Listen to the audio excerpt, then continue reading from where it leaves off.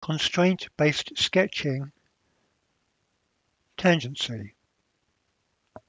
Let's start with a line. And this is with automatically create constraints on. We can now right-click, switch to arc, select the endpoint of the arc, and automatically you can see a coincident constraint and a tangency constraint as well. So move the straight curve or move the arc center and they move together. Let's have another line and let's make a arc. Let's move this curve end.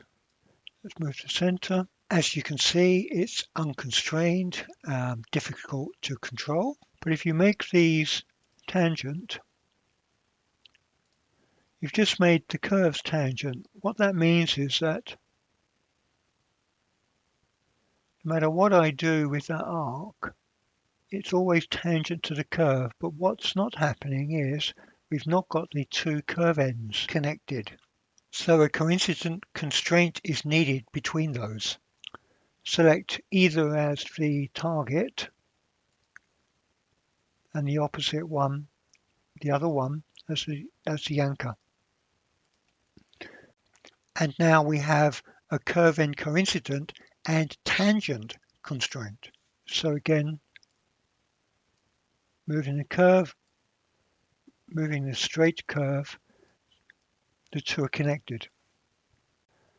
Another line.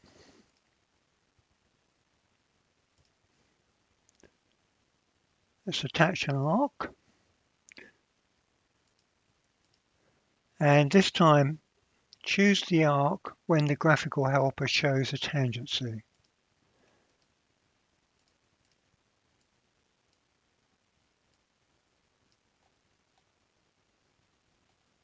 Let's choose and make another line.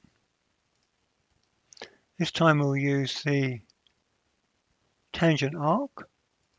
So select the line end and straight away you see the tangent sign appear. And now draw a line.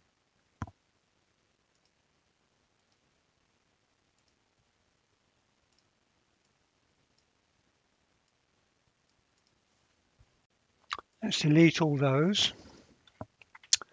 Let's have now a circle,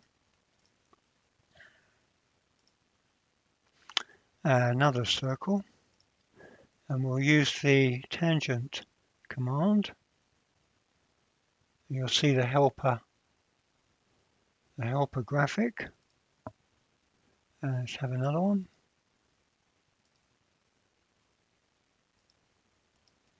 Let's now trim.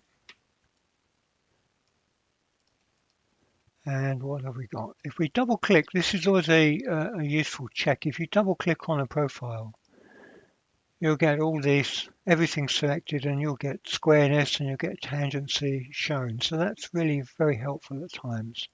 And now, as you can see, the curves are connected constrained, but not yet fully constrained by size and XY axis position. And you can add some constraint dimensions. So let's go from here to here.